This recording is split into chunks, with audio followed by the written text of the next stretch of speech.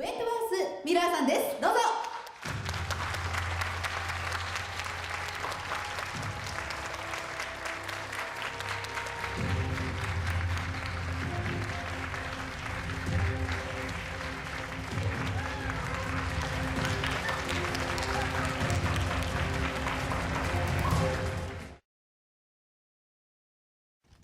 That's my one regret, that this trip is so short, because I think it would take a long time to really do justice to exploring everything that this country has to offer.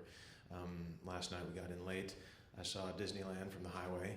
I did manage to have a delicious dinner of shabu shabu at the restaurant here at the hotel, which was wonderful.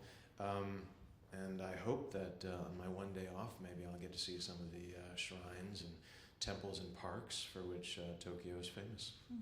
Well, I'd probably fail. I'm not nearly as clever as the character that I play, which is partly why I enjoy playing him so much, because he is a kind of superhero. And I think what's interesting to watch as far as his evolution from season to season is that when you first meet him, season 1, he is a superhero from the neck up. It's all about his brains, his smarts, his ability to think on his feet. But through the course of this journey, episode after episode, he becomes more of a hero from the neck down. He becomes more fully a man who can take care of himself and look out for those that he loves. That's a great question. I think that I might choose to play Teabag, actually. I think that would change things up nicely. I have to say that one of the challenges of playing Michael Scofield is that so much is below the surface. So much is hidden by necessity, because he's often staring down someone that wants him dead, so he can't show his more vulnerable side or explosive side or colorful side.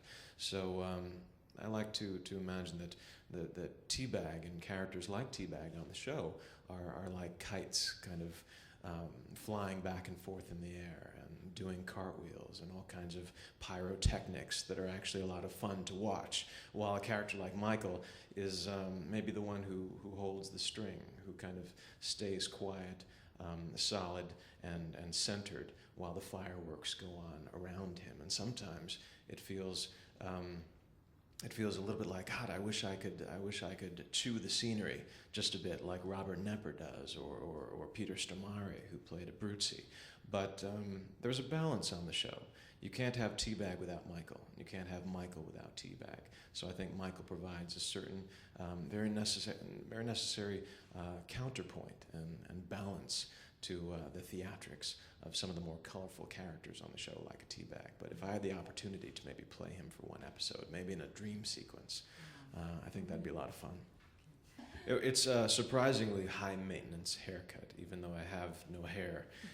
We do have to cut it every 2 or 3 days for continuity's sake. I'm glad we decided on this haircut, because with both myself and Dominic having shaved heads, I think it goes a long way towards selling us as brothers, because we look more alike that way. And also I think it's good news as far as what happens to my career after Prison Break is done. One of the challenges I think facing a television actor who's been a part of a successful show is that if you played the character for years, people begin to associate you solely with that character. And the question becomes, will it be hard to leave Michael Scofield behind? Or will I always be this character for people? And while I hope to, in fact, always be Michael Scofield to certain people, I hope that they always have fond memories of my work and this story, I think distancing myself from the character starts with the physical, and maybe it's just as simple as letting my hair grow out a little.